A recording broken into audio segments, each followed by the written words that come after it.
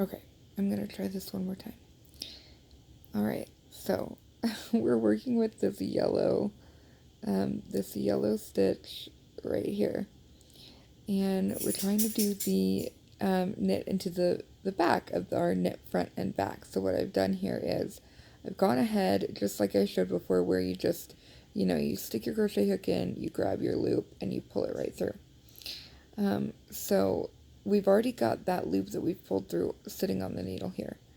So in order to get our next stitch through the back of this loop using the crochet hook, we're going to go in front of, so I've got more of these bars here, and depending on how far down you are in your knitting, you may have a lot more, but you're going to go in front of the bars that you've got still to do.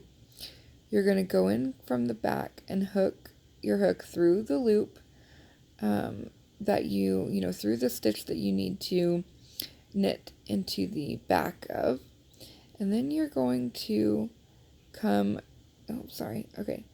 so then you're going to come above the piece of yarn that you need to grab, which is my blue one, and I'm grabbing it. Okay, so I've gone, just to do that one more time, be in front of these bars of yarn, and then gotten into this yellow stitch from behind. Okay, and then I'm kind of pulling it upwards, tilting that up, so that I can go from above, and it is so fiddly to see here, but I'm going from above, and I'm grabbing this blue yarn. I've got to kind of get in between this red one that is getting in the way, but I'm going above and I'm grabbing the blue yarn. And then I am just going to pull that blue yarn in.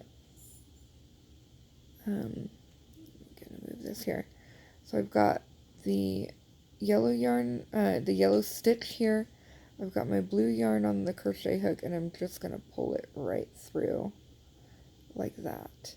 Okay, and now I've got this other stitch, this blue stitch that I needed, and I can put that right on another knitting needle. So now your problem is that you've got these 2 live stitches that you've created by repairing your knit front and back that you needed, but you still have more bars of yarn to create stitches from as you ladder all the way up your work. So what I would do in this case is get a locking stitch marker, or whatever you have, a locking stitch marker, a bobby pin, a safety pin like this, whatever you've got. So go ahead and grab that second loop that's on the left and that stitch and pull it right off and just stick it on your marker. And just worry about this right one for now. And you can just continue on doing the same thing. So what I'm going to do is grab this next stitch that I need to continue repairing right off of my knitting needle, and I'm just going to continue to do what I was doing before. This is just going to be another knit stitch, plain and simple. So I've got my crochet hook right through the front of the blue stitch. I'm going to grab the bar of yarn here and kind of twist it as I pull through, and then I've got my next live stitch, and that's my last one, so I'm just going to put it right on my knitting needle here. And again, I apologize, I do not make videos like this, so I don't know the best way to keep my camera, like my phone still, and do all that. Okay, so then here we're going to go ahead and go back to this other new live stitch.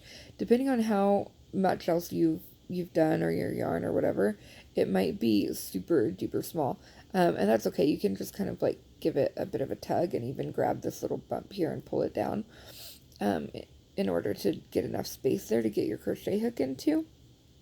So I'm going to go ahead and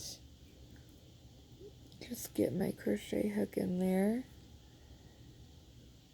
and I'm going to do that, if I can manage it, before I take the marker off, or my little safety pin off, just so that I know that it's secure. And I apologize, I'm super congested, so I'm just sniffling like crazy.